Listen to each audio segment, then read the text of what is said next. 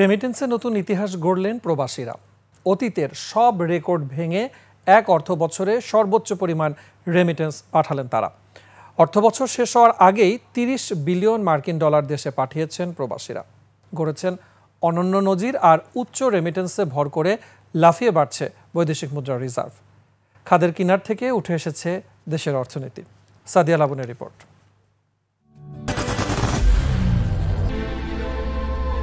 I am Ox. সংকটে দেশের পাশে দাঁড়ালেন প্রবাসীরা। রেকর্ড রেমিটেন্স পাঠিয়ে অর্থনীতিকে খাদের কিনার থেকে ফিরিয়ে আনলেন তারা। ২০২৪-২৫ অর্থবছরে প্রবাসীরা দেশে পাঠিয়েছেন ৩০ বিলিয়ন ডলারের সমপরিমাণ বৈদেশিক মুদ্রা। বাংলাদেশ ব্যাংকের তথ্য বলছে ২৮ জুন পর্যন্ত প্রবাসী বাংলাদেশিরা দেশে পাঠিয়েছেন ৩,০০৪,৬০,০০,০০০ মার্কিন ডলার, যা আগের অর্থবছরের একই সময়ের চেয়ে ২.৫% বেশি।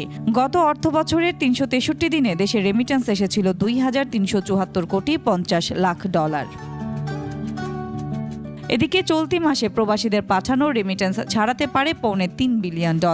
জুনের ২৮ তারিখ পর্যন্ত প্রবাসীরা পাঠিয়েছেন $২৫৩,৯০,০০,০০০। এই যে বিপুল পরিমাণে ফরেন এক্সচেঞ্জ রিজার্ভ, সেটি বাংলাদেশের যে বৈদেশিক খাত সেটাকে অত্যন্ত শক্তিশালী করেছে এবং এই মুহূর্তে ডলারের দামে অনেকটা স্থিতিশীলতা এসছে। আগে এক্সচেঞ্জ হাউসগুলো ১২৩ টাকার উপরে আসলে এই ডলারগুলো কিনতো এবং এই মুহূর্তে সেটি আসলে ১২২-এর ঘরে চলে এসছে।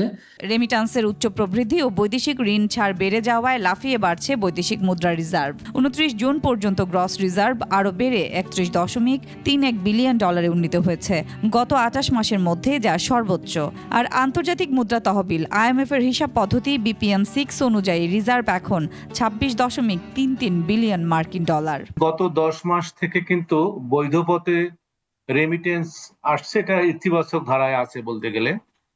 পাশাপাশি আমাদের যে IMF এর যে স্থগিতকৃত যে ঋণটা, IMF এর ঋণ এবং বিশ্ব ব্যাংকের ৫০ কোটি ডলার এবং ADB-র ৯০ কোটি ডলার, এটাও কিন্তু যুক্ত হয়েছে।